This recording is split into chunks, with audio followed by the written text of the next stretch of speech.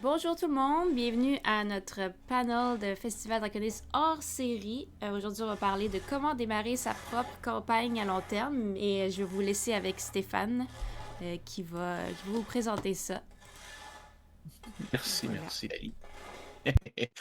Alors, bonjour tout le monde. C'est comme mon nom est Stéphane Thériault, comme vous savez probablement. Donc, je suis un des organisateurs de Draconis, mais aussi maître de jeu et joueur, là, surtout sur des campagnes à long terme. C'est ça qui m'intéresse. Donc, j'ai rencontré quand même plusieurs personnes au fil des années, même un petit peu dernièrement, tu sais, qui m'expliquaient un petit peu qu'ils étaient souvent intéressés par les campagnes à long terme, mais ça semblait tu sais, ça semblait trop gros. Ils ne savaient pas par où commencer à mettre ça en place et il avait peur de cette année, il avait peur de trouver que c'était tout de travail, puis finalement, il allait abandonner après une couple de mois et tout ça. Donc, il hésitait beaucoup avant de partir des campagnes à long terme. Fait que j'ai décidé de juste faire un petit épisode comme ça pour vous montrer que finalement, c'est possible de partir une campagne à long terme sans trop avoir de travail. Je suis moi-même paresseux, je veux dire, comme à peu près la majorité beaucoup de gens, finalement. Peut-être pas la majorité, mais beaucoup de gens. Donc, j'aime pas ça comme. Je suis pas du genre à vouloir travailler pendant des jours et des jours sur ma campagne. Par contre, en même temps, tu veux faire quelque chose qui se tient, qui est cohérent, qui va durer longtemps et tout ça. Fait que ce que je veux vous présenter aujourd'hui, c'est quel genre de personnes, par exemple, on va avoir besoin pour jouer des campagnes à long terme. Donc, on va parler des demandes d'une campagne à long terme en termes d'engagement pour le maître de jeu, pour tout le monde, pour le maître de jeu et pour les joueurs. Deuxième sujet, après ça, on va parler comment choisir sa campagne, de s'assurer, par exemple, qu'on a une campagne qui est capable de durer aussi longtemps que ça. On va parler de quelque chose qui n'est pas souvent discuté, donc le contrat maître de jeu joueur, la fameuse session zéro, euh, juste pour mettre en place les paramètres de la campagne et comment on va jouer. Évidemment, il y a la création des personnages. On ne passera pas, évidemment, ma présentation est indépendante du système, donc on ne commencera pas à parler des règles et tout que ce soit, mais plutôt en termes de concept et comment vous faire un personnage qui va être capable d'évoluer pendant plusieurs années. Finalement, il va y avoir aussi la création initiale du monde. Donc, voir qu'est-ce qu'on a besoin de faire, que ce soit une campagne déjà faite ou dans un monde qui est déjà établi, ou si vous voulez créer votre toute nouvel univers. Et finalement, on va parler du premier scénario, c'est quoi son rôle et son importance à l'intérieur de la campagne. Bon, excusez-moi. Donc, bon, je vous ai fait un petit peu ma présentation personnelle.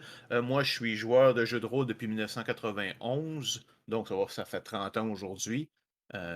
Juste un petit peu avant, j'ai commencé ça juste un petit peu après que Tali soit né, juste pour vous donner une idée, là. J'ai commencé à jouer à des campagnes à long terme en 1996.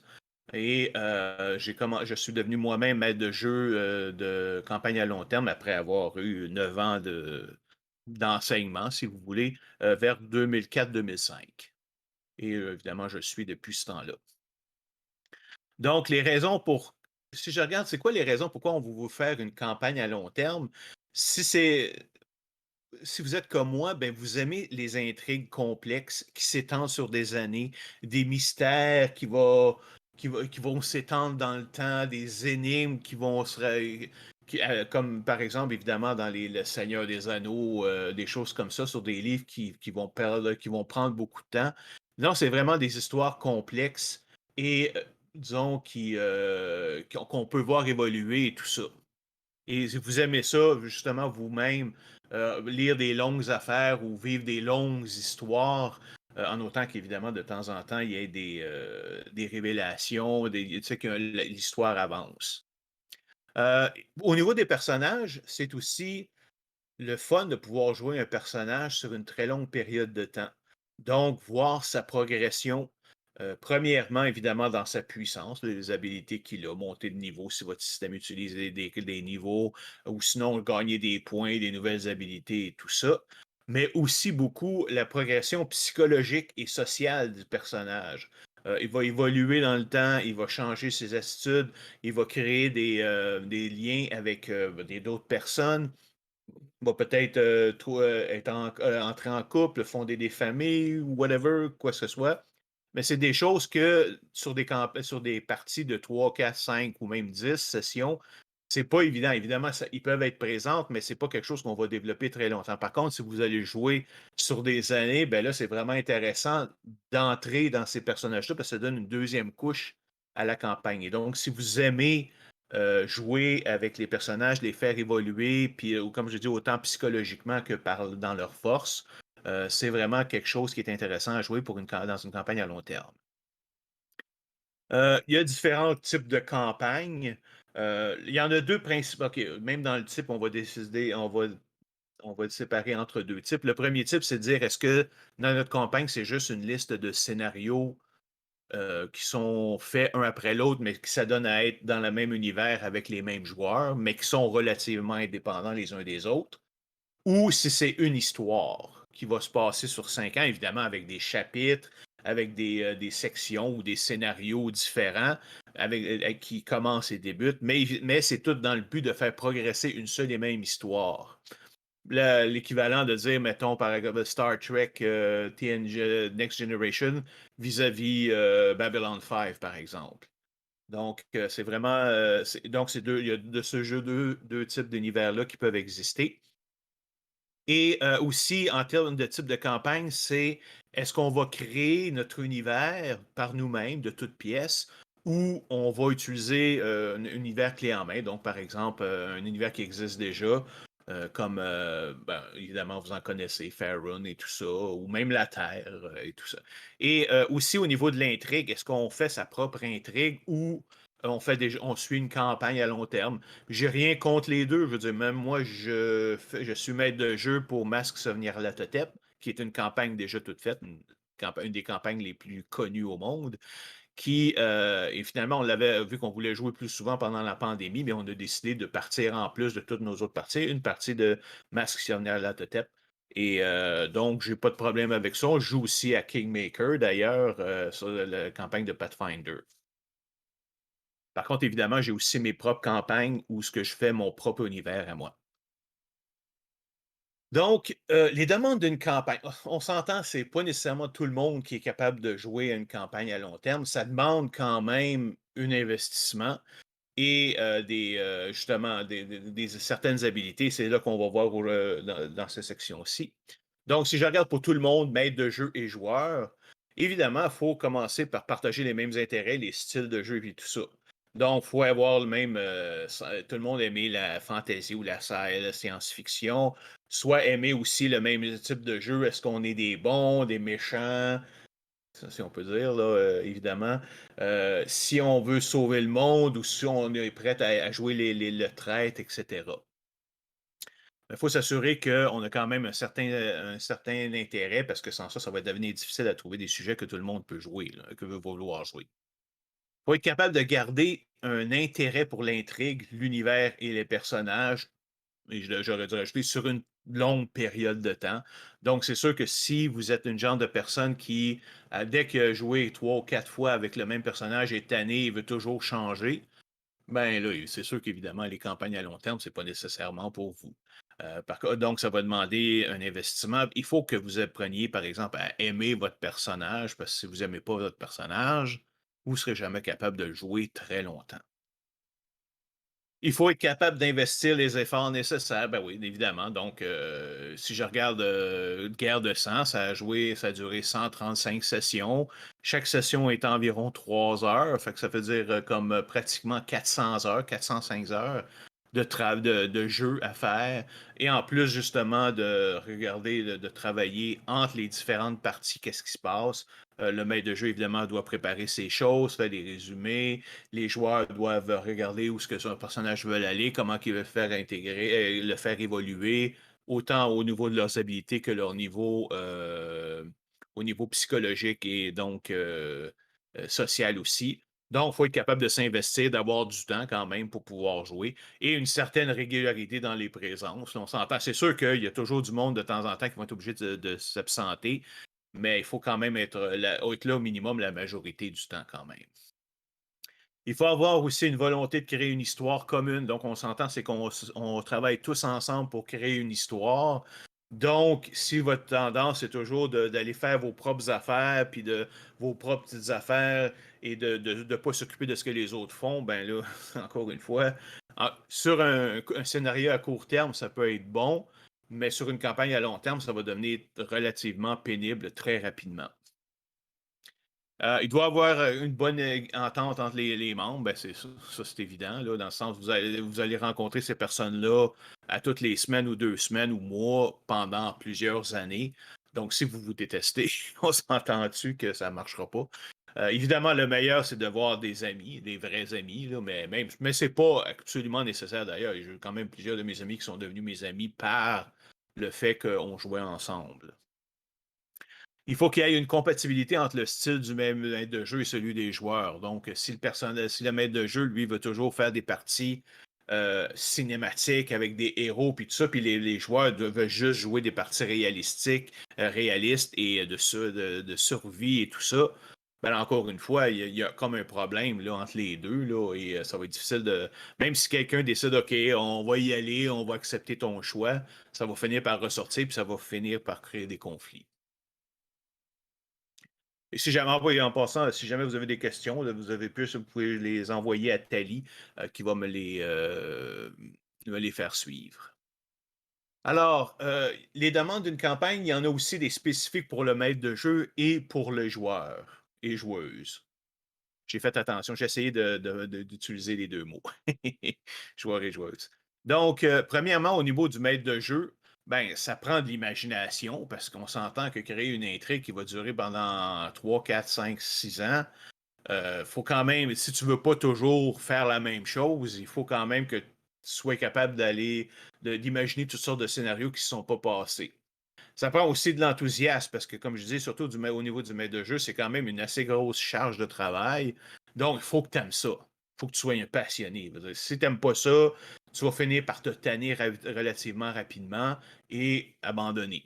Ou si encore tu n'as pas assez d'imagination, tu vas faire quelques scénarios, puis après ça, tu ne sauras pas où aller. Puis ça m'est arrivé aussi. J'ai une campagne qui ont foiré tout simplement parce que je ne savais pas ce que je pouvais faire avec ces scénarios-là. Ça prend une volonté d'intégrer les suggestions des joueurs, pas de façon directe, c'est-à-dire, ah oui, je vais prendre ton idée, mais c'est surtout d'être toujours à l'écoute, de dire qu'est-ce qu'ils vont et de leurs suggestions quand ils parlent entre eux autres et tout ça, et de modifier les choses pour, surtout si c'est une bonne idée, donc de modifier des choses pour, hey, c'est vrai, ça fait du sens ce qu'elle dit, donc je vais modifier ça pour qu'elle ait raison ou il ait raison. Et donc, en même temps, ça rend, ça justifie le fait que disons, ça rend les joueurs très contents de voir que leurs idées soit sont vraies ou ont été intégrées à la campagne. Évidemment, ils peuvent aussi avoir des idées de scénario que vous n'avez pas pensé. Donc, évidemment, si c'est le cas, ben, sautez dessus parce que ça vous fait des scénarios de plus à jouer sans que vous ayez à penser là-dessus. Le maître de jeu doit être prêt à faire le travail entre les sessions. Moi, par exemple, faire des résumés parce que c'est évident qu'il faut faire des résumés là-dessus, même si c'est juste pour de vous de façon personnelle, parce que tu sais, c'est facile de se rappeler qu'est-ce qui s'est fait passer là, 2 sessions. C'est pas mal plus difficile de se rappeler qu'est-ce qui s'est passé il y a 3 ans dans une session, la session là, 50 sessions dans le passé. Donc, il faut quand même que vous gardiez un historique de ce que vous êtes en train de faire et des actions qui ont été faites. Il y a de la documentation aussi que vous tenez tenir. Encore une fois, ça, c'est pour vous aider. Par exemple, ce que j'aime, un qui est super important, je pense, c'est le registre des personnages non joueurs. Donc, on veut constamment, évidemment, que votre environnement soit persistant, soit constant. Donc, c'est important de garder la trace des personnages non joueurs importants, on s'entend, pas tout le monde, mais pour savoir où ce qu'ils sont et qu'est-ce qu'ils sont en train de faire la dernière fois, qu'est-ce qu'ils est en train de faire la dernière fois qu'on leur a parlé. Évidemment, il faut faire aussi les présentations pour le prochain épisode et tout ça. Donc, et de toute façon, on va y reparvenir un petit peu plus tard. Il faut être un peu psychologue, être capable de lire la salle, voir quand les personnages ont du fun, ben, les joueurs surtout, quand ils ont du fun, ou quand ils n'aiment pas ça, puis essayer d'adapter notre jeu en fonction. Si on sait que telle personne aime avoir peur, ben évidemment, on va y mettre des situations où elle est plus sujette à être des situations où elle va avoir de la peur. Si il y en a qui aiment beaucoup l'action, mais de temps en temps, on va y mettre des situations où ils ont beaucoup d'action, etc. Au niveau des joueurs et des joueuses, donc, il faut être prêt à s'investir dans la vie de son personnage et de son évolution. Donc, créer un personnage qu'on sait qu'on va être capable de vivre, de jouer pendant plusieurs années. Donc, un personnage qui nous intéresse. Il y a quand même plusieurs trucs. Moi, je dis par exemple pour les. Non, je vais garder ça tantôt pour la section sur la création des personnages. Excusez-moi.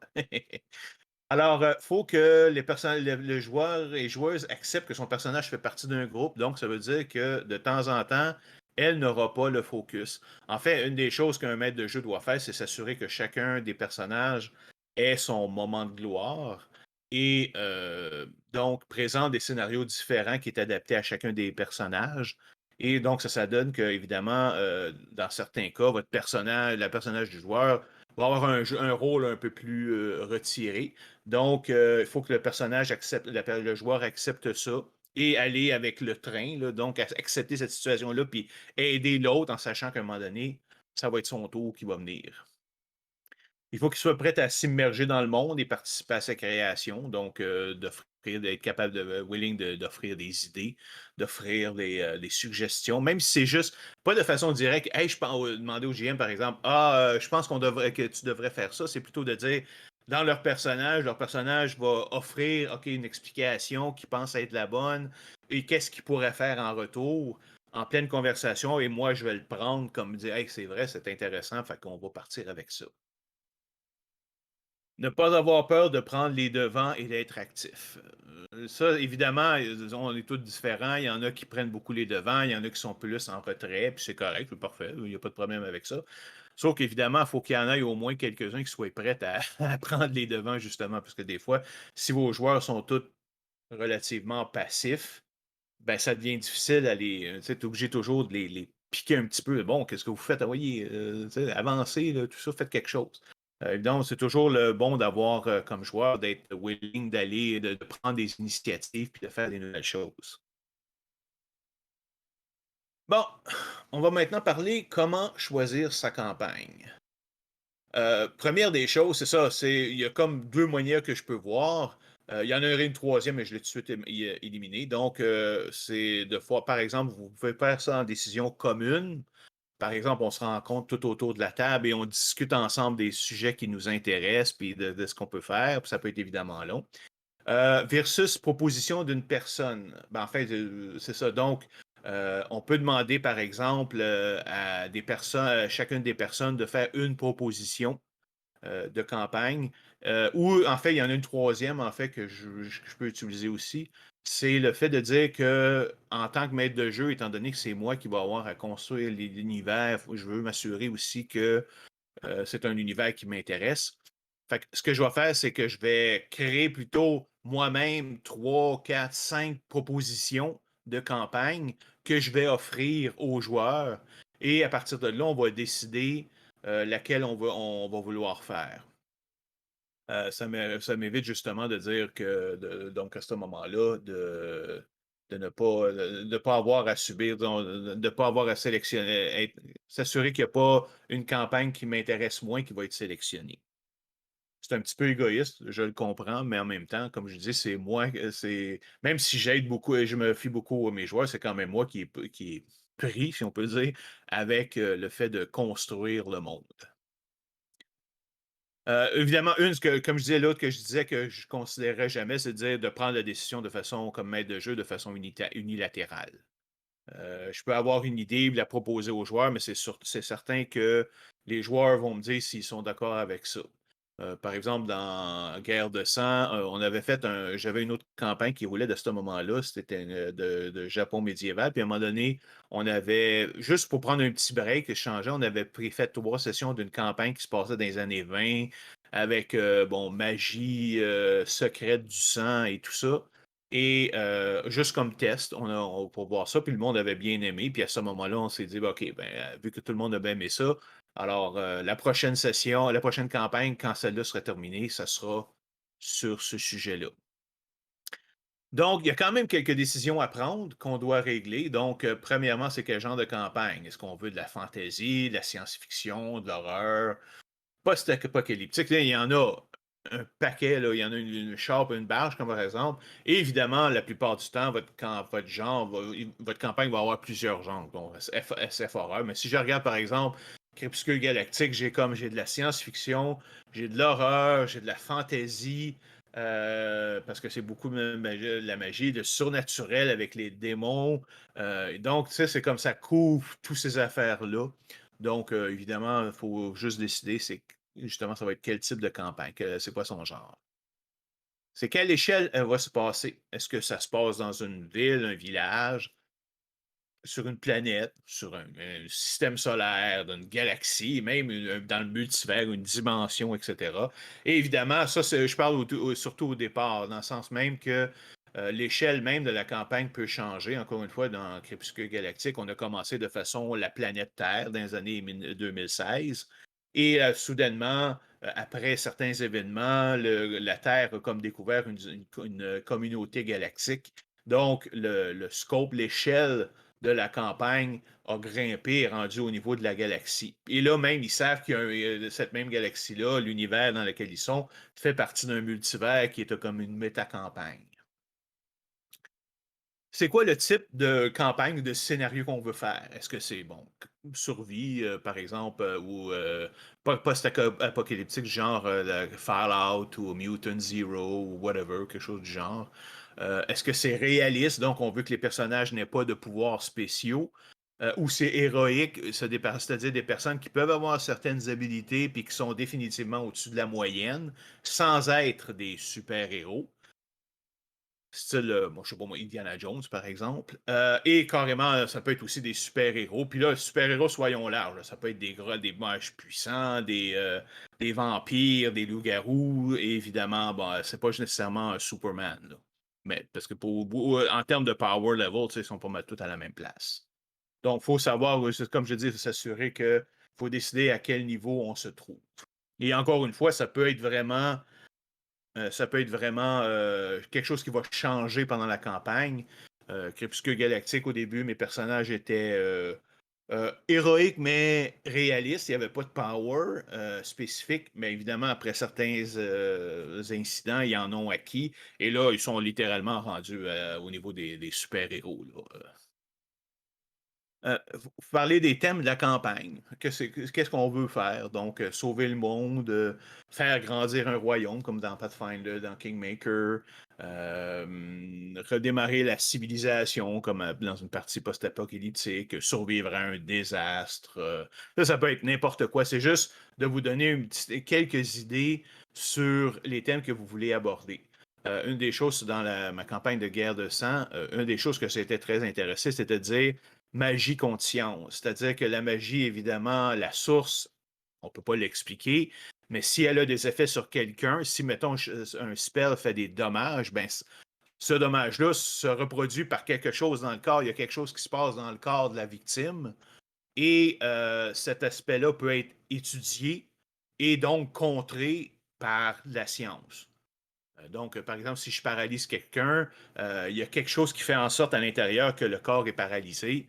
Et si je suis capable de l'étudier, je suis capable de contrecarrer ces effets-là avec une médecine ou un vaccin ou quelque chose du genre.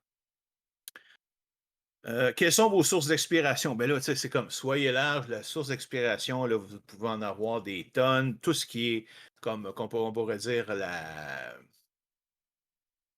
le geek, la culture populaire, les films, les livres, les comics, les jeux vidéo, n'importe quoi est bon. Écoute, même le principe dans une de mes campagnes de GURPS Mitaine d'Amorong, euh, j'ai parti du principe que le premier scénario, littéralement, c'était que l'univers des personnages était détruit et il fallait après ça, à un moment donné, tu sais, continuer la guerre ailleurs pour évidemment, éventuellement venir le reconstruire. Mais ça, c'est une idée que j'ai pris dans un vieux jeu de 2009, jeu vidéo de 2009, qui est Shin Megami Tensei Nocturne 3, qui est Nocturne, où ce que le monde, au tout début, dans l'introduction, le monde est détruit et c'est le personnage est en charge de reconstruire le monde de la manière qu'il veut. Et c'est un jeu d'action japonais. Donc, ça peut être vraiment, là, vous pouvez vraiment aller large. L'important, c'est de dire que quand vous prenez quelque chose, vous l'adaptez à votre idée, à votre univers. Faites-en pas juste des copies un à un. Adaptez-les. Moi, dans Crépuscule Galactique encore, j'ai un concept des purificateurs, des créatures, en fait, que j'ai décidé par plus tard que c'était les créatures du mythe de Cthulhu, mais qui sont venus, il y a 1 milliard d'années, ont voulu détruire l'univers, mais il y a une race qui s'est sacrifiée, qui a fait en sorte qu'ils ont été obligés de retourner. Et maintenant, les personnages doivent trouver un moyen d'empêcher leur venue. Évidemment, si vous avez déjà joué au jeu vidéo Mass Effect, la trilogie, qui est mes jeux préférés, ben, vous allez tout de suite voir un parallèle entre les Reapers et les purificateurs. Évidemment, ils ne seront pas pareils. Là, il n'y a pas de cycle de 50 000 ans, puis qu'on fait juste enlever les civilisations les plus avancées, puis tout ça. Mais le principe, quand même, derrière est là. Puis oui, je m'en suis inspiré pour mes purificateurs.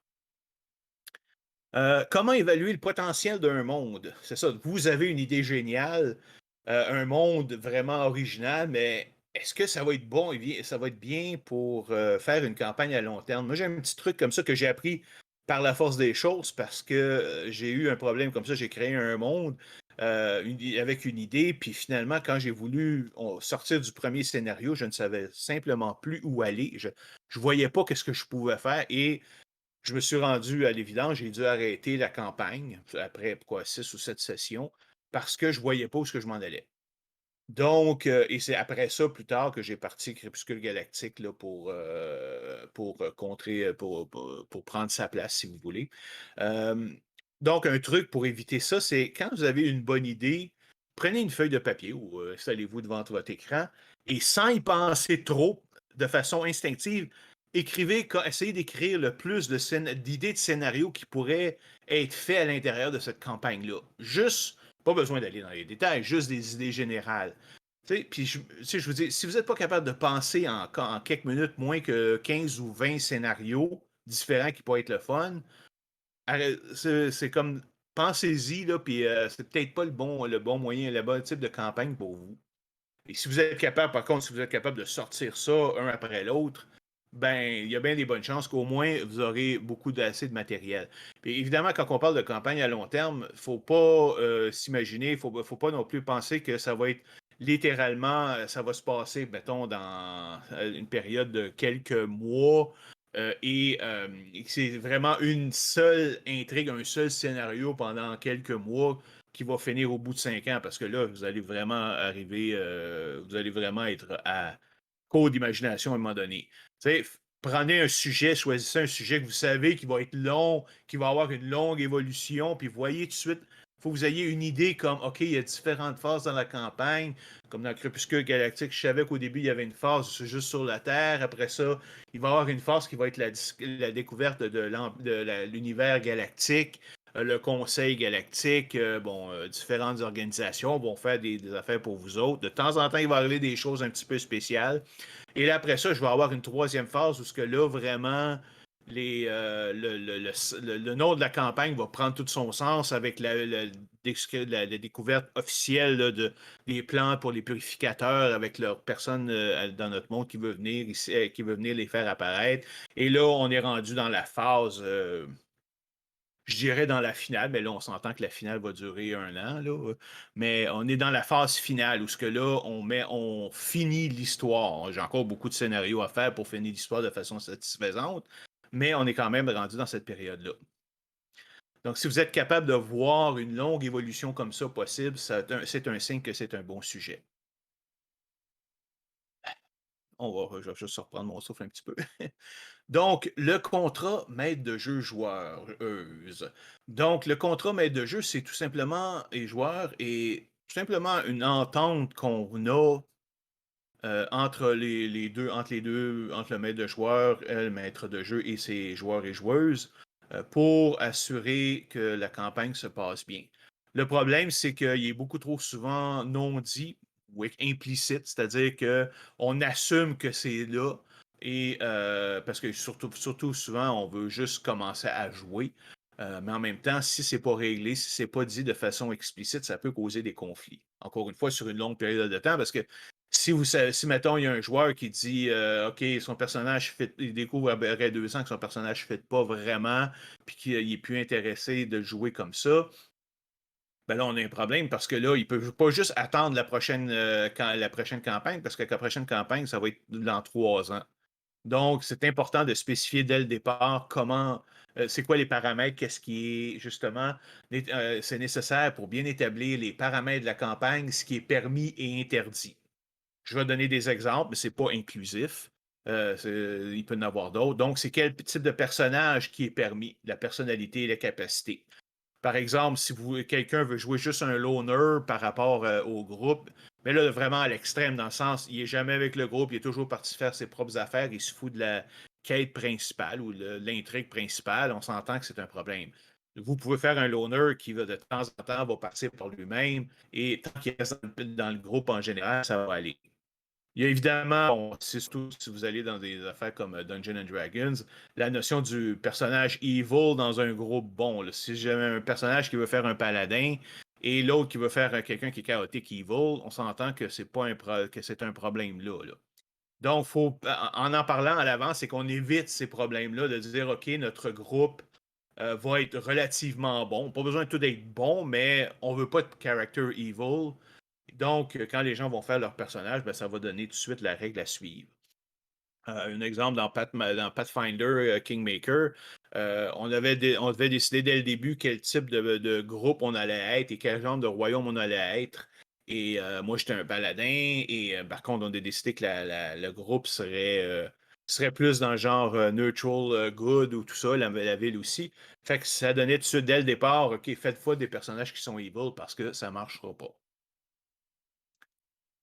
Est-ce que les conflits sont permis entre les personnages? Et surtout, à quel point? Ouais, je vais revenir là-dessus. Donc, évidemment, ça peut être super le fun de faire des conflits entre les personnages, tant que c'est de façon contrôlée. Les personnages peuvent s'engueuler, mais peuvent être en colère un après l'autre. Mais quand, tu sais, faut dire, est-ce que c'est correct s'ils commencent à se battre? Est-ce que c'est correct s'il y a des joueurs ou des personnages qui sont contre le reste du groupe? En général, moi, je ne permettrai pas ça, mais c'est parfaitement correct de le permettre en autant que ça soit stipulé dès le départ que c'est permis. Comme ça, il n'y a personne qui va dire Hey, tu sais, je suis en train de faire une bonne action, puis là, d'un coup, l'autre personnage arrive derrière moi, puis il me poignarde dans le dos. C'est comme, qu'est-ce que c'est ça, là? Pourquoi tu fais ça? Oh, ben là, mon personnage, c'est un evil, ou c'est un espion, puis c'est comme, ben oui, mais tu viens de détruire le groupe. Littéralement, c'est ça que tu viens de faire. Tu sais, il n'y a pas moyen de revenir de ça, là. Ça, c'est un sujet qui est très, qui est très touché. Est-ce que la mort des personnages est possible? Et si oui, à quelles conditions?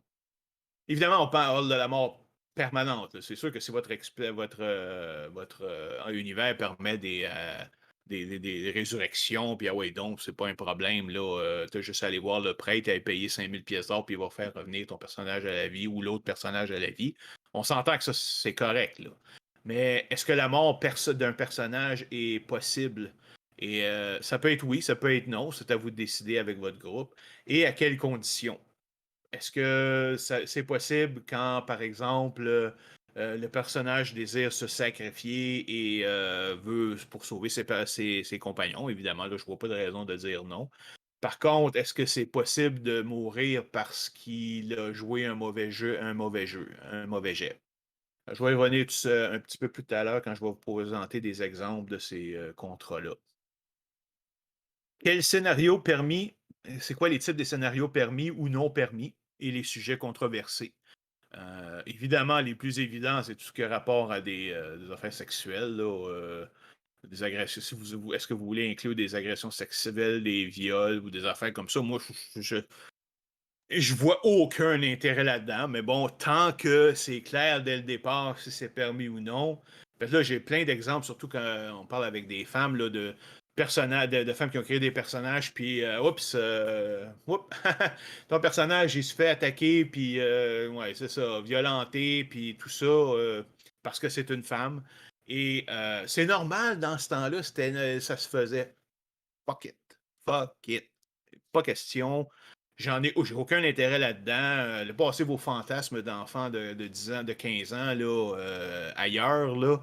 C'est pas des choses que moi je vais jamais aborder. Je veux dire, même si les personnages même si les joueurs seraient prêts à dire OK, on est prêt à jouer ça, c'est comme OK, too bad, moi j'en fais pas. Je parle pas évidemment de relations sexuelles, ça c'est correct. Puis dans Mitaine d'Amarok, j'ai une de mes joueuses qui a décidé tout d'un coup qu'elle était démon de la luxure et de le jouer à fond. Mais bon, il n'y a rien de. Jamais comme. C'est jamais coercitif, c'est jamais forcé. Fait qu'on a beaucoup de fun avec ça. On était un groupe d'adultes là, quand même. Par contre, j'irai jamais sur le fait de dire son personnage se fait violer ou quoi que ce soit. Ça, c'est. Même avec des amis, j'ai aucun intérêt. Évidemment, il y a d'autres sujets qui peuvent être un peu plus controversés, bon, dans notre monde et tout ça. Fait que si il y a des sujets que vous voulez parler, ben là, assurez-vous au début du contrat maître de jeu que tout le monde est correct avec ça, sinon c'est niet, on y touche pas. Donc, le maître et les joueurs doivent s'engager l'un envers l'autre et envers la campagne. En fait, même entre les joueurs, ils doivent s'engager à former un groupe qui va être le fun à jouer. Avec le maître, le maître et eux doivent s'engager à comme, mettre tous les efforts pour créer quelque chose d'intéressant et de respecter l'un l'autre. Et évidemment, de jouer la campagne à fond. J'ai mis un petit exemple, par exemple, au niveau du maître de jeu. Ça représente un peu mon genre d'engagement quand je fais une campagne. Donc, ce que je m'engage, c'est de construire un monde une campagne qui va intéresser les joueurs pendant des années. Évidemment, c'est facile à dire, mais c'est pas nécessairement le plus facile. Mais c'est pour ça c'est important de prendre des sujets de campagne assez ouverts. Puis en même temps, moi, même si j'ai des petites idées sur ce que ça pourrait aller, je veux dire, c'est pas comme si j'avais planifié ma campagne à l'avance. Au contraire, là, on va y aller avec ce qui se passe. Je m'engage à dire que les personnages vont avoir une influence directe sur le monde. Donc, oui, c'est pas réaliste de dire que un petit groupe, ça donne que le groupe de héros va être les sauveurs ou les personnages les plus importants.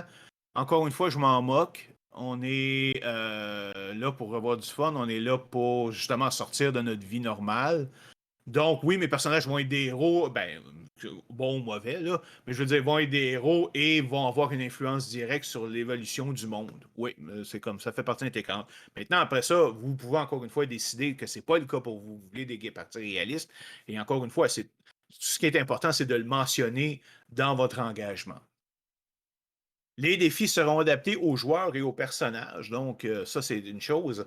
Si, par exemple, OK, en utilisant des systèmes de classe pour être plus simple, si je n'ai pas, par exemple, de Thief dans mon groupe, ben, c'est sûr que les scénarios où ça va être basé sur infiltration quelque part secrète, avec plein de trappes et des coffres à ouvrir et tout ça, ben là, il va falloir que j'aille mollo là-dessus parce que mes personnages n'ont pas les compétences qu'il faut. Donc, je vais adapter les défis selon les joueurs. Et en même temps, comme on va voir, d'un autre côté, c'est le fun d'avoir justement un maximum de types de personnages pour pouvoir maximiser le type de défi que je peux leur présenter. Je m'engage à dire que chaque personnage aura son moment au soleil à un moment donné, donc de façon régulière, en alternance, donc des scénarios qui vont être plus axés sur un personnage que l'autre. Donc, les personnages auront l'occasion de grandir et évoluer dans le temps.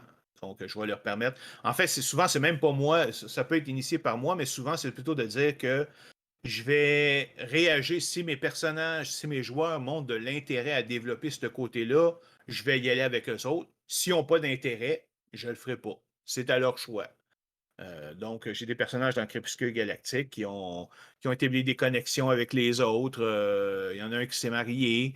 Les autres, par exemple, ont décidé tous de rester comme individus. Par contre, dans une autre campagne, comme Guerre de sang, ça a été exactement le contraire. Presque tout le monde avait développé des familles au complet.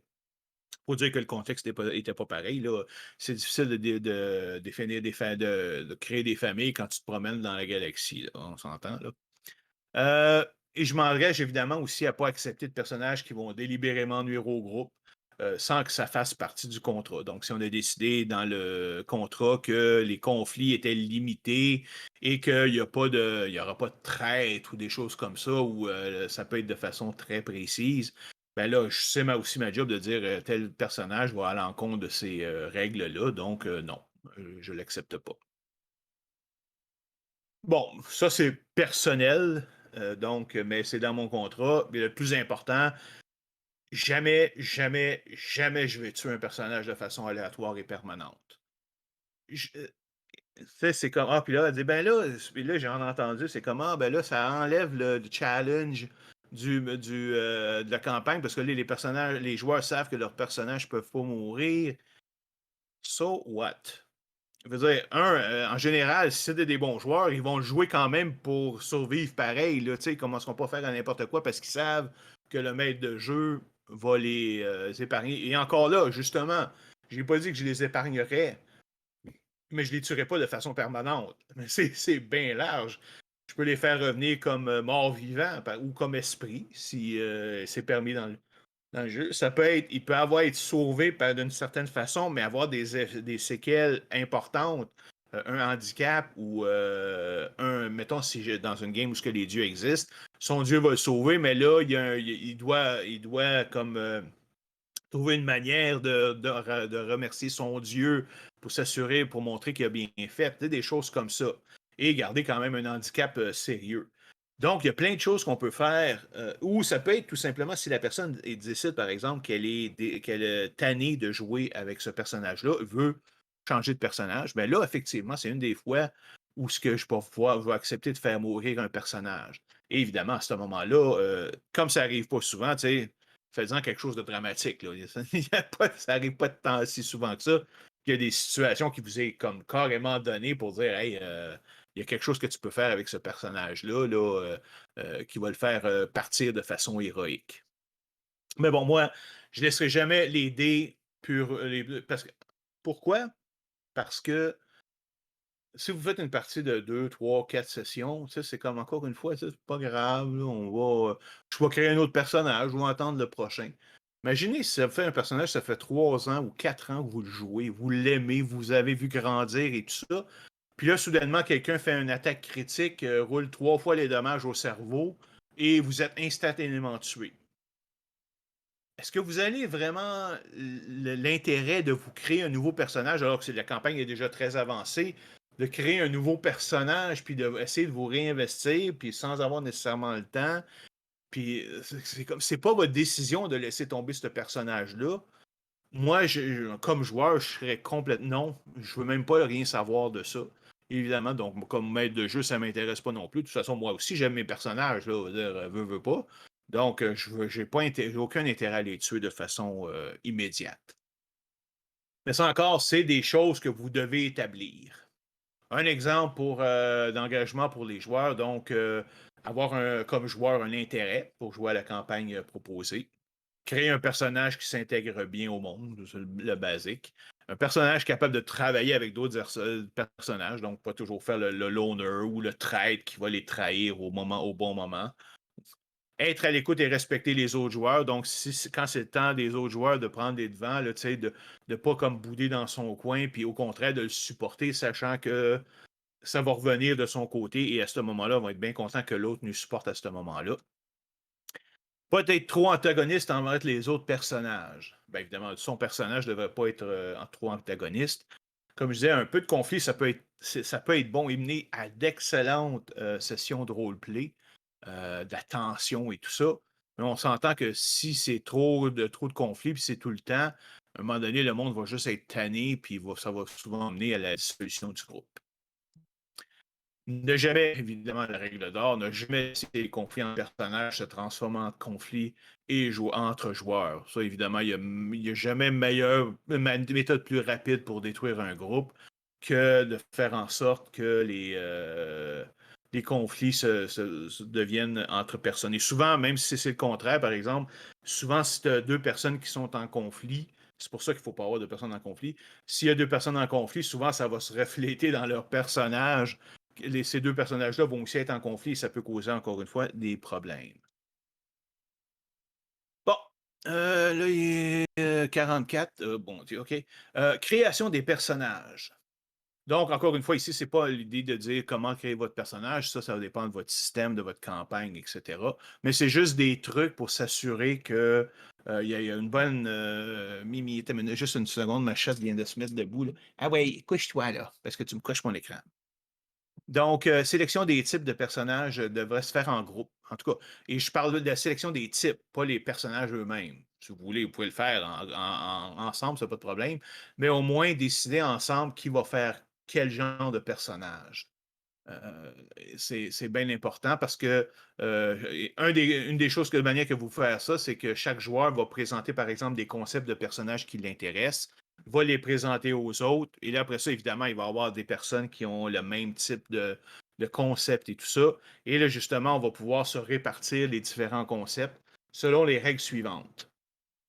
Chaque personnage doit avoir un concept unique et un mode d'expertise, un domaine d'expertise différent des autres. Ça veut pas dire que vous pouvez pas, par exemple, faire un jack of all trades, là, quelqu'un qui sait un peu, qui est, comme il dit, knows it all, but expert at none. Parce que ce qui va arriver, mais le problème que vous allez avoir, c'est que la plupart du temps, quand vous allez rencontrer un problème difficile, il va toujours avoir un personnage en particulier qui va être meilleur que vous à cette tâche-là. Donc, vous aurez pratiquement jamais l'occasion de faire des actions. Sauf si, par exemple, ce personnage-là est absent à ce moment-là. Donc, même sur un personnage, c'est important que chacun des personnages ait un domaine dans lequel il est le meilleur du groupe pour pouvoir lui permettre de ressortir à ce moment-là. Évidemment, il peut avoir des entrelacements, il peut avoir des compétences qui se croisent. Évidemment, par exemple, c'est bon que dans un combat à Dungeon, par exemple, que tout le monde soit capable un peu de se battre, c'est sûr. Mais par contre, il faut qu'il y en ait qui soient meilleurs que les autres. Parce que comme ça, c'est aussi un moyen parfait de leur faire vivre leurs 15 minutes de gloire. Le groupe devrait couvrir le plus grand nombre de concepts de personnages possibles. Et ça vient, je disais tout à l'heure, quand je disais que le maître de jeu doit offrir des défis adaptés aux personnages. Et évidemment, la contrepartie de ça, c'est que plus le groupe couvre un nombre de concepts de personnages large, ben, plus le maître de jeu va pouvoir leur offrir des scénarios différents. Euh, mon exemple, c'est voyons, Guerre de sang. Mes personnages au début, c'était plus des hommes, des scientifiques, aux médecins et tout ça, ingénieurs. Donc, évidemment, c'était bien adapté au début de la campagne. Mais par contre, quand c'est arrivé après, quand le gros scénario original s'est terminé, euh, j'étais quand même limité dans ce que je pouvais leur offrir. Je ne pouvais pas me mettre des situations difficiles au niveau du combat parce qu'il n'y avait aucun qui était expert dans le combat. Sauf qu'après ça, j'ai rajouté des gens. Par exemple, Isabelle qui était venue puis qui a créé une femme fatale. Donc, oui, c'est elle qui l'a créée. Oui, c'est une femme, puis non, c'est comme. Elle a fait juste comme une version idéale d'elle-même, si vous voulez. Fait que ça m'a permis de rajouter. C'était une espionne. Et ça m'a permis de rajouter justement une interaction avec les services d'espionnage, les manipulations des gens que je ne pouvais pas avoir avant parce que tous ces gens-là n'étaient pas là. Il n'y avait personne qui avait ce genre d'habilité-là.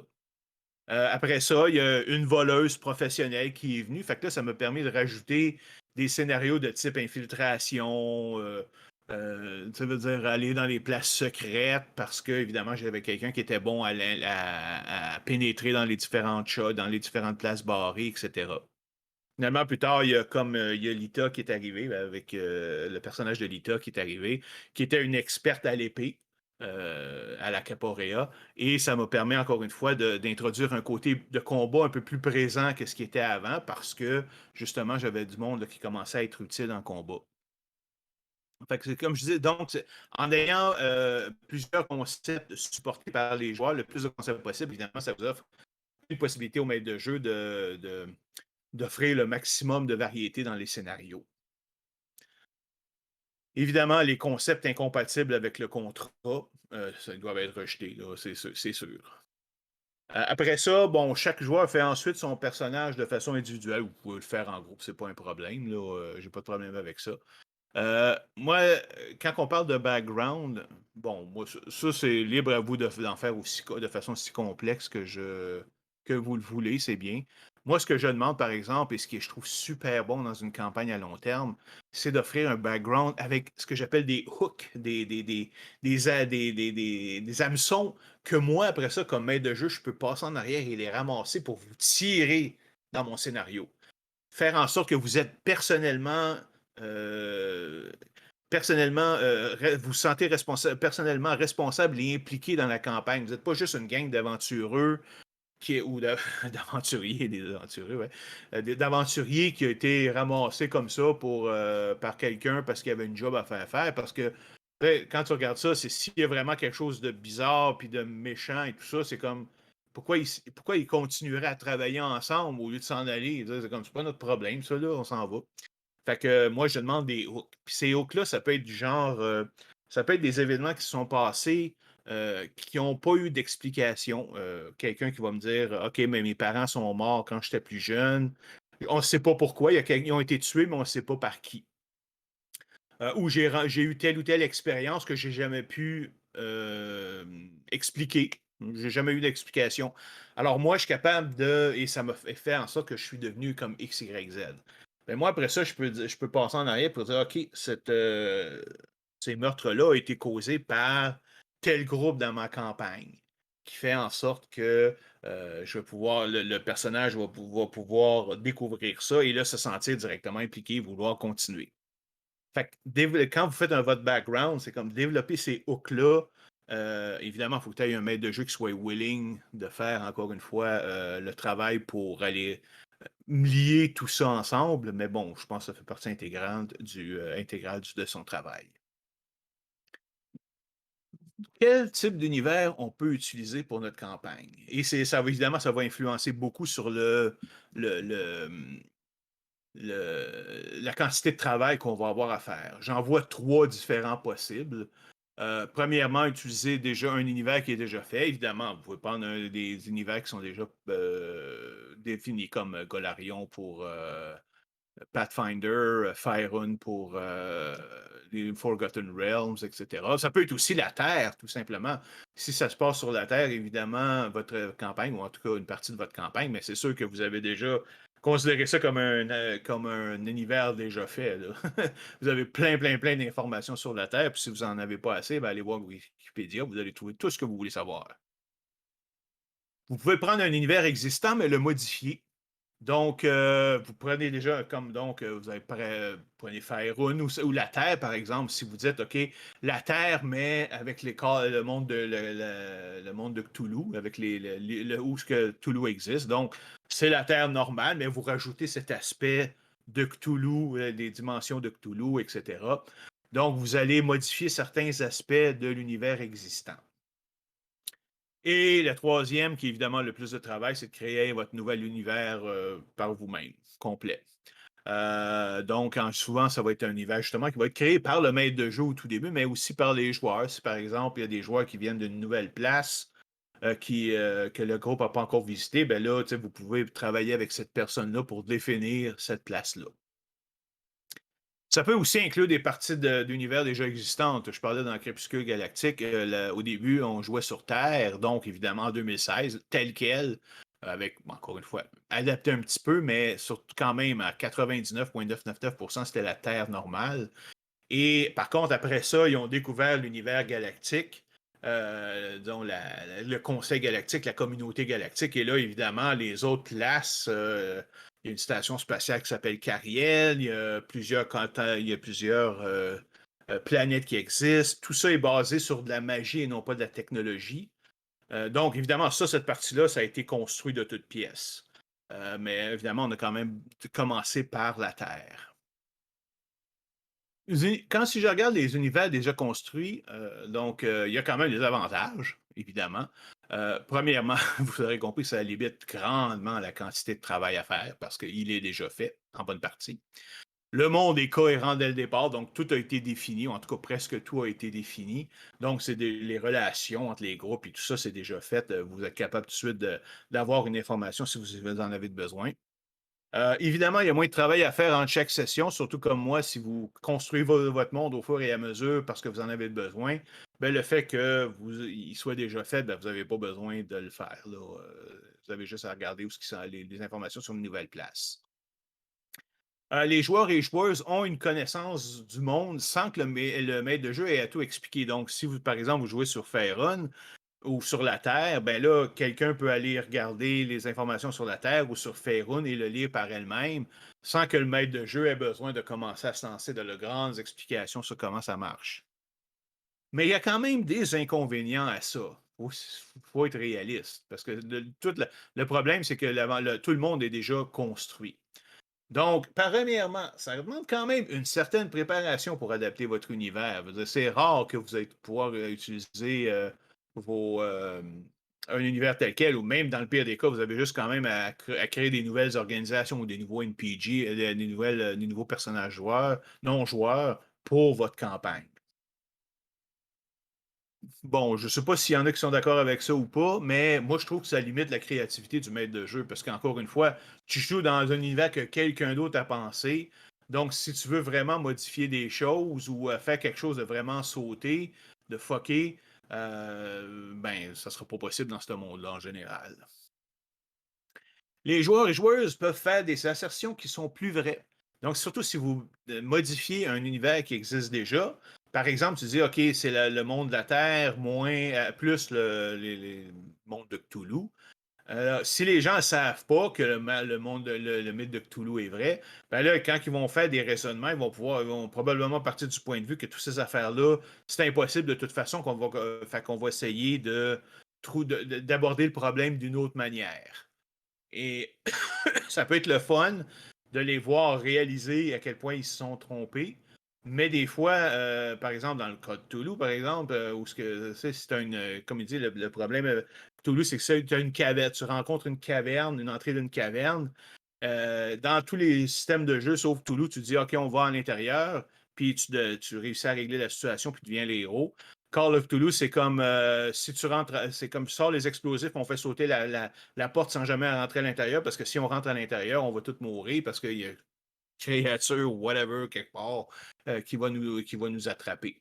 Fait que si les joueurs vont jouer de façon normale et rentrer, tu sais, c'est comme ouais. Il va falloir qu'ils fassent attention parce qu'il risque beaucoup de se casser la tête. Les joueurs-joueuses ne peuvent ne pas apprécier les adaptations faites. Si vous êtes parti, mettons, de Faerun et vous avez modifié certains aspects, alors que tous les autres, c'est des experts sur Faerun, ça fait 15 ans qu'ils jouent là-dessus et qu'ils jouent dans ce monde-là. Et là, ils vont non seulement faire des mauvaises assertions parce que vous avez modifié des choses, mais en plus, quand ils vont apprendre comment vous avez modifié, ils sont peut-être pas d'accord, puis là, ça risque de causer des conflits. Fait que soyez clair quand même si vous voulez utiliser un monde comme ça qui fait des modifications, puis que vous savez que vous avez des experts sur ce monde-là, allez leur dire j'ai fait ce genre de modification-là sans leur aller dans les détails, mais s'assurer que, pas nécessairement de dire qu'ils sont d'accord, parce qu'à un moment donné, c'est quand même votre job de décider sur ces points-là, mais au moins les mettre au courant pour ne pas les prendre par surprise. Maintenant, dernière méthode, c'est évidemment la création initiale de votre univers. Ça, c'est vous qui allez le créer. Mais, évidemment, quand on commence à regarder ça, c'est la tâche qui est probablement semble la plus grosse, la plus importante. Et c'est vrai, là, la plus complexe. Tu sais, comme je dis, j'ai représenté ça comme la grosse montagne qui représente votre univers, puis là, vous êtes ici, puis là, il faut que vous créez tout ça.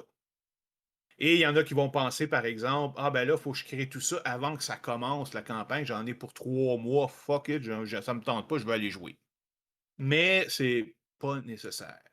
Paniquez pas. Il y a moyen de rendre cette tâche-là relativement simple. On s'entend, là, il y a toujours du travail impliqué, mais il y a des règles à suivre, puis ça, c'est ma spécialité, là. J'ai développé un système de création du monde complet là-dessus. ce que j'appelle le système juste à temps.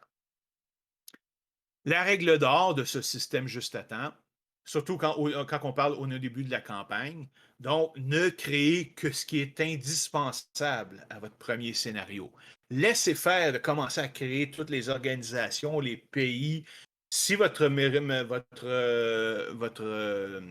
premier scénario commence dans le village X, occupez-vous juste, en tout cas presque juste de ce qu'il y a dans le village X.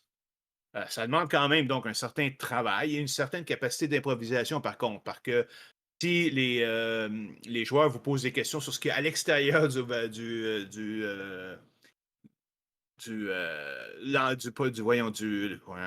village X, ben là, évidemment, il faut que vous soyez capable de l'improviser. Vous pouvez pas juste dire, ben, je ne sais pas. Il faut que vous sortiez quelque chose. Il n'empêche que vous n'avez pas besoin de le présenter, de le préparer à l'avance. Une méthode pour faire ça, c'est faites-vous une liste des ressources nécessaires pour le premier scénario, de celles qui pourraient être utiles et ce qui est juste dans le background. Ça inclut les personnages non-joueurs, les organisations, les gouvernements, les temples, les religions, etc. Et les règles, c'est de dire tout simplement créer en détail les ressources que vous avez définies comme nécessaires. Pour ce qui pourrait être utile, peut-être si, disons, ils n'ont pas un rôle essentiel, mais si les joueurs décident d'aller les consulter, par exemple, donc ces ressources-là, lister leurs caractéristiques principales, juste les quelques grandes caractéristiques, donc les PNJ, les gouvernements et tout ça, qui pourraient vous être utiles si jamais vos personnages vont aller voir jusque-là. Et pour le reste, le background, vous pouvez prendre toutes les grosses choses et juste les décrire en une ou deux lignes. Pas plus que ça. Ça, c'est sûr que la taverne dans l'autre village à côté, vous n'avez absolument même pas besoin d'y penser. Par contre, s'il y a un autre village qui a des relations avec le vôtre, c'est peut-être important de juste dire le nom du village, c'est quoi la relation qu'il y a avec celui-là, puis c'est sa grosseur, puis c'est tout. Fait que, en faisant ça, ça va vous permettre de limiter le travail de préparation que vous avez à faire et commencer à jouer le plus vite possible. Parce qu'évidemment, au bout du compte, là, on est là pour jouer. Moi, je regarde ça, puis en général, ça va me prendre peut-être 3 à 4 semaines maximum pour préparer une nouvelle campagne à long terme, parce que, et ça inclut la construction des joueurs, du monde, la définition des joueurs, des PNJ, le monde de départ, avoir une idée de ce que je veux faire et tout ça. Donc, ça va quand même relativement rapidement. Justement, évidemment, ça, c'est juste un survol de ma méthode de la création du monde juste à temps. Si vous voulez avoir beaucoup plus d'informations, une méthode beaucoup plus stricte, beaucoup plus euh, ordonnée de faire ça, vous pouvez aller lire écouter mon troisième épisode de mon podcast, justement sur la création du monde, dans le science pseudo-science, c'est pas la science pseudo, ce que je dis là, le zen des campagnes à long terme, vous allez voir, j'ai l'adresse tout à l'heure. Dernier sujet, le rôle du premier scénario. Évidemment, il est important. Comme ça veut dire, c'est l'équivalent de dire faut que tu accroches le monde. Si tu écoutes un film, puis après 15 minutes, tu n'as pas réussi t'as pas été. Moi, j'ai regardé ça, puis j'ai pas été accroché. C'est comme je vais arrêter là, de le regarder. Là. Je me souviens, moi, j'ai été regarder dernièrement, dernièrement, l'année passée ou même l'année d'avant, Once Upon a Time in Hollywood. J'adore les films de Quentin Tarantino en général. J'ai été voir ça, puis c'est comme, après 1 heure, j'attendais toujours de savoir c'était quoi l'intrigue du film. Il n'y en avait pas. Moi, puis après 1 heure, c'est comme 1 heure, 1 heure et quart, j'ai décidé de sortir. Là. C'est comme, je suis tanné d'attendre. C'est juste un paquet de petites affaires qui se passent, qui n'a pas de lien entre eux, et bon, ça ne m'intéresse pas. Évidemment, il y en a qui ont adoré le film, mais moi, c'était juste pas le type de film qui m'intéressait. Donc, le premier scénario, en fait, représente une introduction à l'univers de la campagne. Donc, il doit avoir un rapport avec votre intrigue principale, même si c'est juste un petit détail. Il doit aussi représenter le ton de votre campagne. Tu sais, si vous avez décidé que vous vouliez jouer une comédie d'horreur, par exemple, ou une affaire de survie, ou c'est pas sérieux ou cinématique, évidemment, ça doit le représenter dès le premier scénario pour montrer que finalement que votre campagne va vraiment être comme ça. Ça doit inclure évidemment la rencontre des personnages, si évidemment ils se reconnaissent pas, s'ils se connaissent pas, et un événement déclencheur qui va faire en sorte que les personnages vont se mettre ensemble. Évidemment, ça, essayez aussi d'être un petit peu plus original que des aventuriers dans une auberge, là, en quête d'aventure, puis il y a quelqu'un qui rentre, puis le Lord X cherche 6 aventuriers, parce que vous êtes 6, pour faire ça. Moi, par exemple, pour Crépuscule Galactique, je partais de l'idée que les personnages allaient être convoqués dans un hôtel à Shanghai par un extraterrestre. Il ne savait pas, évidemment, c'était un extraterrestre, pour les rencontrer parce que lui avait déterminé que ces 6 personnes-là avaient le plus grand potentiel magique des humains. Fait que ce qu'ils leur ont fait, c'est lui, il avait une organisation assez évoluée, les Fils du Dragon, à ce moment-là.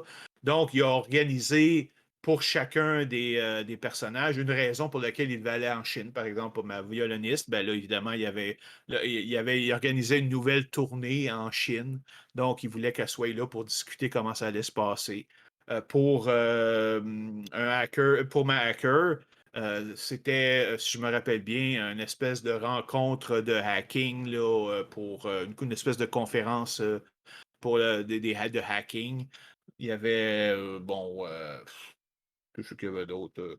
En tout cas, je ne m'en souviens pas par cœur, ça fait quand même 5 ans, parce qu'on vient justement de fêter le 5e anniversaire de Crépuscule Galactique. Mais bon, tu sais, c'est le principe de dire, trouver une autre raison. Correct, si vous voulez vraiment le faire, là, allez-y, mais tu sais, c'est quand même le fun d'être un petit peu plus soigné. Euh, Même si l'intrigue principale ne commencera pas nécessairement immédiatement, là, introduisez quand même un de ces éléments dès le départ. C'est-à-dire que, OK, évidemment, moi, je voulais que éventuellement que la Terre se joigne à la communauté galactique qui était basée sur la magie. La Terre, il n'y avait pas de magie ou presque pas de magie ou de mage, mais par contre, elle était beaucoup plus technologiquement avancée que les autres parce que la technologie était taboue dans la galaxie. Mais sauf qu'évidemment, quand j'ai commencé ça, j'ai commencé plus loin, j'ai commencé plus en avant, alors que dire, OK, la magie n'existe pas sur Terre et le premier scénario va consister à faire revenir la magie sur Terre. Mais par contre, j'ai tout de suite introduit la notion qu'il y avait une communauté galactique. En fait, la première session, ils ont rencontré un extraterrestre sur Terre.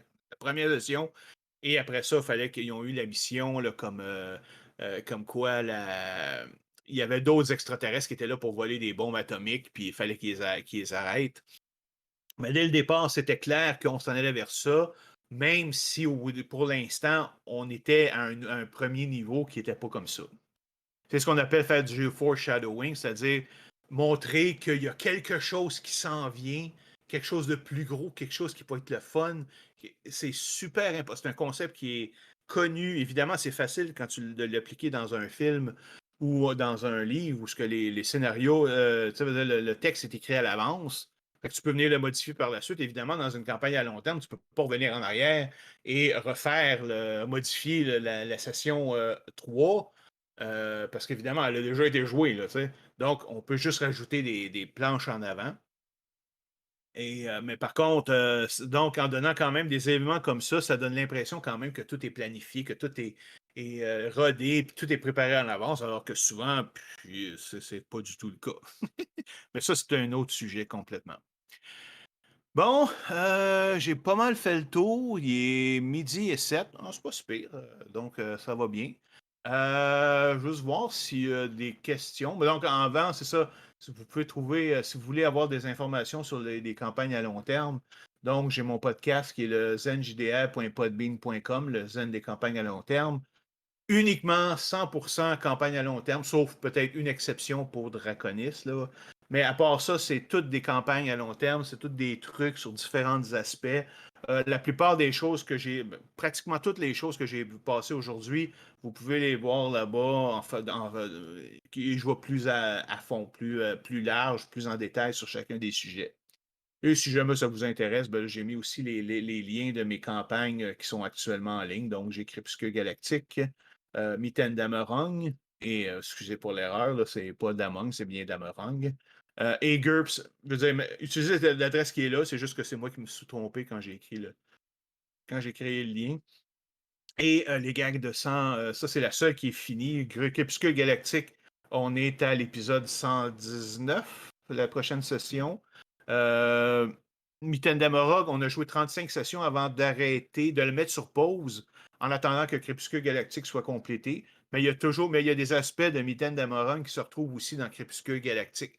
Parce que tout ça fait partie d'un même multivers. Donc, évidemment, dès que Crépuscule Galactique est terminé, Mitten d'Amorung va continuer. Fait que c'est pas mal tout. Si jamais j'ai des questions, ça peut être des points spécifiques, ça peut être aussi des demandes de suggestions. Si vous avez des situations précises, là, puis vous avez des questions, là, comment vous devriez procéder. Là. Ben merci d'abord, Stéphane. Yes, c'était full cool. Il y avait plein de discussions là, pendant que tu parlais, mais il n'y avait pas comme de questions. Mais si vous voulez mettre des questions, là, je les attends. Mais j'ai pris quelques commentaires qui sont Oui, comme passés pendant que tu parlais, puis je les ai comme je oui, les ai absolument. copiés. Fait que par exemple, Kaiser, il se demandait est-ce que tu allais parler de c'est quoi les meilleurs types de jeux de rôle pour des campagnes long terme. Tu l'as pas fait, fait que peut-être que tu veux dire quelque chose par rapport à Oh, bon. ça. OK. Je- Moi, mon point de vue là-dessus, c'est que le jeu de rôle, ben moi personnellement, OK, je vais donner mon impression personnelle, mais c'est ma préférence, on s'entend là. Moi, j'aime beaucoup les systèmes génériques. Bon, j'utilise GURPS, qui est à peu près le plus générique possible, tout simplement parce que j'ai pas à changer de système d'un type de session, de type de campagne à l'autre. GURPS Kami, c'est médiéval, fantastique, dans le monde du Japon médiéval. Guerre de sang, c'était magie secrète, conscience dans les années 20, 30 et 40. J'ai Crépuscule Galactique qui est rendu, là, comme je dis, c'est de la science-fiction magique dans le monde. Là, on est rendu en 2024. Mitten d'Amorung, là, c'est comme des campagnes de demi-dieux, où les personnages sont littéralement des anges, démons, Kali, Parvati, et des kamis japonais. Et GURPS me permet de gérer tout ça, de faire ça. Maintenant, c'est comme ça votre choix. Le seul type que je pense qui n'est pas nécessairement adapté, puis je pense même les adeptes de ces jeux-là, les jeux indépendants comme les PTBA, si je suis moins. Bon, non, pas PTBA, c'est plutôt les. Bon, enfin, je pense que j'en avais trouvé. Je sais qu'on avait à un moment donné joué à Jedi Heart. Là, c'est des jeux où ce que vraiment c'est. Les personnages sont plus abstraits. Je suis pas sûr que ça a vraiment la possibilité de jouer à long terme, de faire des grandes évolutions, parce que c'est quand même assez limité euh, dans ce que tu peux construire comme personnage ou comme à quel point tu peux les faire évoluer. C'est-à-dire que c'est très, très, très adapté à un style particulier. Fait que je suis pas sûr que tu peux vraiment le faire changer au milieu de ta campagne. Mais ceci dit, pour moi, le système est peu important. J'ai mon système que je connais très bien. J'ai commencé à jouer avec GURPS il y a 30 ans. Je le connais comme beaucoup. J'ai même participé avec à quelques-unes de ses éditions. Fait que c'est juste, à partir de ce moment-là, c'est que je connais tellement qu'après ça, il peut prendre tu sais, il peut revenir à l'arrière. Il peut disparaître et moi, je peux me concentrer sur l'action, sur les personnages, sur l'intrigue, sans me soucier vraiment du système parce que je le connais très bien. Fait que moi, je trouve que c'est plus intéressant, c'est plus important de bien connaître son système pour être capable, ça veut dire justement pour pas pour qu'il puisse un peu disparaître que le fait de dire un système par rapport à un autre. Je pense que tu peux faire des campagnes presque avec tous les systèmes. Pour moi, c'est pas tellement important. Je sais qu'il y en a pour lesquels les règles sont importantes, pas pour moi. C'est à vous de décider. Mais dépendant de votre style, là, vous pouvez utiliser pas mal n'importe quel système. Il y avait un moment donné, tu parlais de que le maître de jeu il devait absolument faire des résumés. Puis là, quelqu'un avait écrit, je pense que c'était Élise. Le mieux, c'est d'inciter les joueurs à faire eux-mêmes leur résumé. Elle a mis hashtag truc de MJ. Je sais pas si comme tu as des expériences avec ça. Ben, ben, ok, oui, en fait, même dans la campagne où justement Elise font le travail, joue avec nous autres, Mass Souvenir de Totep, effectivement, c'est les joueurs qui jouent qui font les résumés. Puis, par contre, c'est que j'ai déjà toute l'histoire dans un livre, fait que même si eux autres voient les choses un petit peu différemment, c'est pas grave. Euh, Moi, j'encourage, si les personnages veulent jouer, faire un résumé entre eux autres, c'est leur choix. J'ai pas de problème avec ça. Mais ça m'empêchera pas de faire le mien. La raison est simple, c'est que on n'est pas tu sais, on n'est pas les communicateurs parfaits. Des fois, je vais expliquer des choses, pour moi, c'est clair dans ma tête, puis je vais me rendre compte plus tard que j'ai mal expliqué, mes personnages n'ont pas, mes joueurs n'ont pas bien compris. Donc, et chacun peut avoir compris leurs propres affaires. Et là, ça va causer des Hey, on n'était pas capable, on n'était pas supposé faire ça. Non, non, ben non, on était l'autre bord. Oh, attends une minute. Puis là, ça va causer comme pas des conflits, là, mais je veux dire des hésitations, qu'est-ce qu'on a à faire. Moi, je trouve que le fait de de faire un résumé, ça permet de comme solidifier ce qui s'est passé. Et des fois, même, il y a des choses, je me rends compte, par exemple, je me suis trompé dans des faits. Littéralement, je me suis littéralement trompé dans les faits qui étaient connus, puis je leur ai dit autre chose. Fait que je vais faire la correction dans le résumé. Mais c'est surtout que ça me permet de partir d'une compréhension commune de ce qui s'est passé. Si vous faites ce que je conseillerais, puis je pense que j'ai Stéphanie qui fait ça de temps en temps, c'est faire un résumé du point de vue de leur personnage, mais pas nécessairement sur les actions elles-mêmes, mais plus de quelle manière elle prend les choses, ses réactions, pour essayer de travailler avec ça, puis de la faire évoluer avec ça.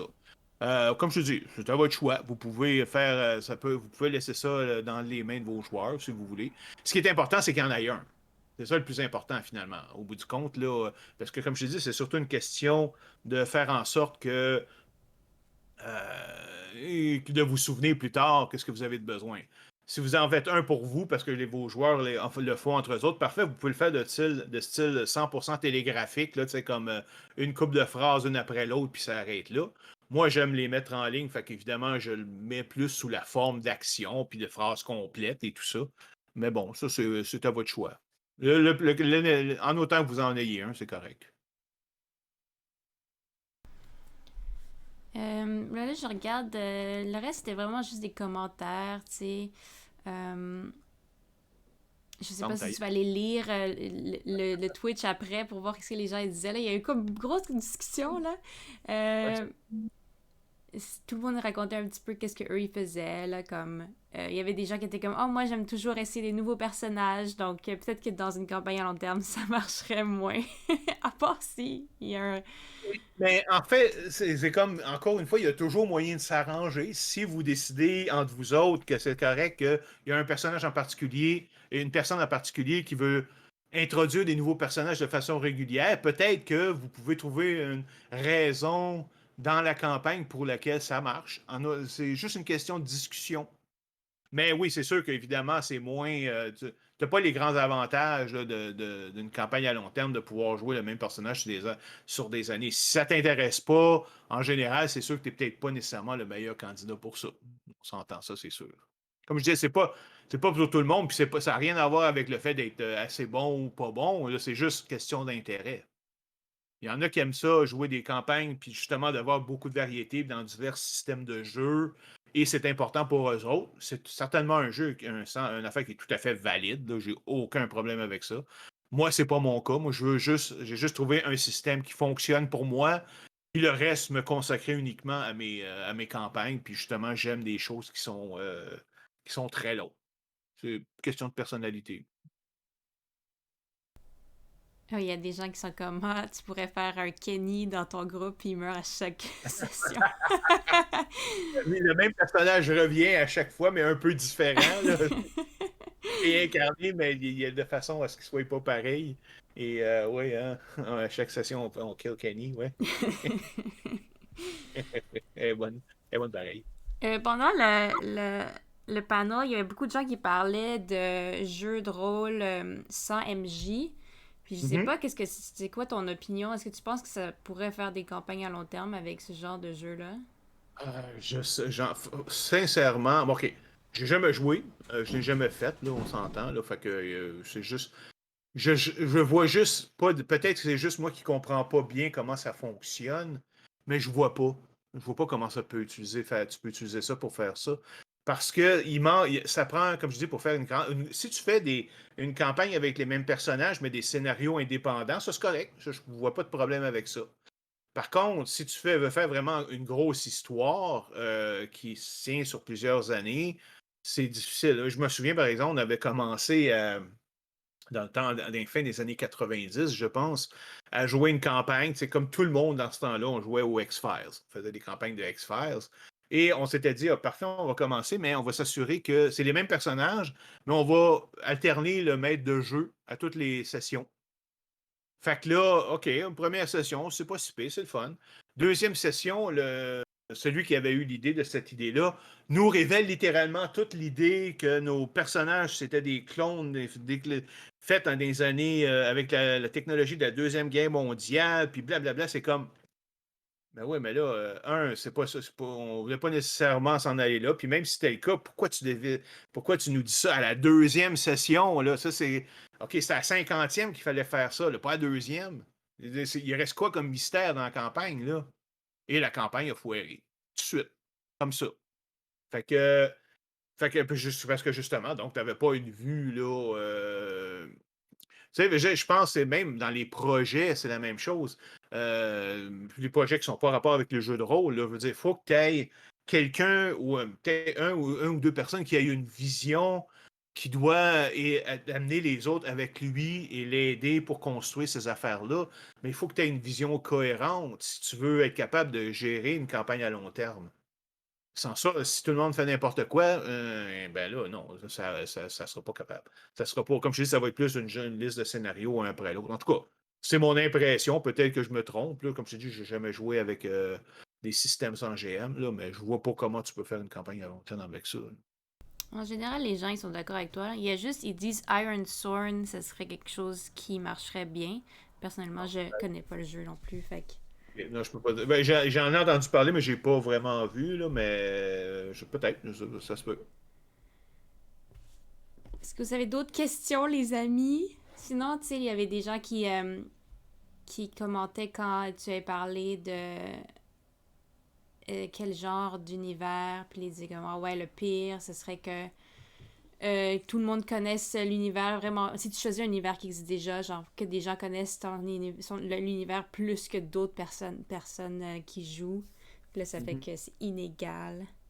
Oui, puis en plus, ça peut éliminer aussi ce qu'on appelle du metagaming, c'est-à-dire qu'ils vont jouer des connaissances que leur personnage n'aurait pas, parce qu'ils sont niveau 1, par exemple. Ils n'ont pas de raison de connaître c'est quoi les grandes organisations puis les secrets, mais eux autres le connaissent parce qu'ils ont lu et ont joué dans ce monde-là à répétition. Donc, leur personnage va être au courant de choses qu'ils ne sont pas supposés connaître. Et évidemment, comme tu dis, le fait, c'est que tout le monde ne sont pas au même niveau. Donc, il y en a qui vont avoir des connaissances que les autres n'auront pas, alors qu'ils ne sont même pas supposés avoir ces connaissances-là. C'est sûr qu'ils peuvent dire, je ne jouerai pas, je ne jouerai pas, mais à un moment donné, c'est comme on est des êtres humains, là, et ça va finir par ressortir là-dedans. Là. Ça, c'est sûr. Ouais. Hmm. En fait, c'est ça. S'il n'y a pas d'autres sujets, il y a une chose que je pourrais juste parler au niveau de la création des personnages, juste sur des petits trucs là-dessus aussi. Encore une fois, j'ai un épisode complet sur la création de personnages. Mais c'est ça. Surtout si vous commencez à jouer une campagne à long terme, une des choses que je vous propose, c'est de dire, au lieu de jouer un personnage complètement différent de vous, faites un personnage qui partage certains traits, pas toutes. Et souvent, ça peut être plus poussé. Disons. Ça, c'est l'équivalent de dire vous, mais avec le volume poussé à 11, si vous voulez. Ça va être plus facile pour vous le jouer. Parce que si, par exemple, il y a des traits que vous ne pourrez pas cacher. Si, par exemple, vous êtes quelqu'un qui prend toujours les devants, et là, vous décidez de jouer un personnage qui est un peu en retrait, désolé, après 4, 5, 6 sessions, vous allez commencer à prendre les devants parce que c'est votre personnalité normale et ça va être trop qui va ressortir. Ça va prendre prendre trop d'esprit, de contrôle pour pour pouvoir vous contrôler à chaque fois. Écoutez, tu sais, j'ai regardé là, ben là, je regarde les gars de Critical Role, là, puis ils sont capables de jouer leur personnage avec des accents, puis tout ça. Ben oui, mais c'est des acteurs, ça, là. Ils sont payés pour faire ça. Ben, pas nécessairement pour Critical Role, mais c'est souvent des voice actors qui sont habitués de travailler avec ces affaires-là, de jouer un personnage pendant longtemps, surtout si tu vois avec des animés puis tout ça qui dure des années. Fait qu'ils sont habitués de jouer un personnage, sont habitués de moduler leur voix. Nous autres, en tout cas, moi, je ne suis pas habitué. J'essaie des fois de donner des accents, puis à un moment donné, après quelques fois, là, il finit par disparaître. Fait que c'est pas comme ça que je peux vraiment changer mes PNG, par exemple. Tu sais, je vais essayer de trouver d'autres manières, plus leur attitude, plus que leur ton de voix, par exemple. Fait que ça, c'est une chose. Tu sais, si vous commencez, c'est sûr que si vous êtes justement, vous avez beaucoup d'expérience, c'est correct, vous pouvez faire quelque chose de complètement différent. Mais pour commencer dans une campagne à long terme, donnez-y pas des traits que, hey, ça va me tenter de jouer. Pensez-y. Si vous voulez lui donner un trait, c'est comme, est-ce que ça va me tenter de le jouer, ce trait-là, dans 2 ans? Tu sais, à un moment donné, c'est comme j'aimerais que ça finisse. C'est bien le fun, là, mais j'ai déjà fait, par exemple, un personnage qui bégayait. La première session, c'était tordant. Moi, j'ai eu du fun à la mort. Deuxième session, c'était quand même pas si pire. Tout le monde me riait beaucoup. Troisième session, je commençais à être tanné. Parce que là, ça ralentissait. Puis quatrième session, j'ai arrêté de bégayer parce que je n'étais plus capable. Là, à un moment donné, là, c'est dur de faire ça. Puis ça prend tellement de ton attention pour faire ça que tu portes moins attention à la partie, par exemple. Y avait-tu d'autres choses? Non, je pense pas, là. Si vous avez des derniers trucs, là, écrivez ça, là. Vite, vite, vite. Il y a des gens qui disaient j'ai connu des gens qui étaient pas capables de jouer des personnages avec peu de charisme. C'était du monde en théâtre. Ben oui, exactement. C'est Euh, ça. Faites pas des personnages pas de charisme parce que vous avez. Si vous êtes charismatique, ça va ressortir dans votre personnage anyway. Parce que le charisme, c'est pas. C'est quelque chose d'intangible, là. Fait que, tu sais, laissez pas. Décidez pas de faire quelqu'un que personne aime parce que de toute façon, ça paraîtra pas. Ça, c'est certain. Exactement. Ninja il dit dans une campagne, je joue une tortue qui parle lentement, mais en ligne, on se fait souvent couper. Ouais, c'est ça. Parce qu'en plus, on n'est pas en ligne, ça ajoute le fait qu'on ne se voit pas souvent. Si par exemple tu utilises Roll20 ou VTT ou Cloud Foundry, whatever, VTT, tu sais, il n'y a pas d'image de toi, vous ne voyez pas, vous voyez l'image de vos personnages, vous voyez la table, mais vous ne voyez pas. Fait que le résultat, c'est que tu ne sais pas quand l'autre a fini de parler, puis là, tu veux embarquer. Fait que là, le résultat, c'est que tout le monde se fait couper. Fait que là, en plus, si tu es lent à parler, ben là, oui, c'est littéralement une invitation. S'il vous plaît, coupez-moi, là. Ah, il y a plusieurs affaires comme ça, mais comme je te dis, il y a toujours moyen, avec un peu d'expérience, puis je veux dire, écoute, j'ai joué 5 ans. Moi, ce qui m'intéressait depuis le début, la raison pour laquelle j'ai commencé à jouer aux jeux de rôle, c'était pour les campagnes à long terme. Tu sais, c'est ça qui m'intéressait, d'avoir des longues intrigues sur plusieurs. Ben, je n'avais pas le concept d'année nécessairement, mais tu sais, sur des campagnes qui vont être longues avec les mêmes personnages. Mais ça m'a pris littéralement 5 ans et changer de groupe, c'est-à-dire que j'avais un groupe au début, mais eux autres, ils étaient incapables de jouer à la même partie plus que 2, 3 games. Et ça a pris comme de trouver un nouveau groupe qui faisait déjà des campagnes à long terme pour commencer vraiment à jouer à ça. J'ai pas lâché mon premier groupe, mais comme vous dites, c'est comme ça a pris 5 ans là, avant que je trouve vraiment là, chaussure à mon pied. Là. Puis évidemment, après ça, là, ça m'a montré là, comment le faire de mon côté, puis j'ai pu partir mes affaires par moi-même par la suite.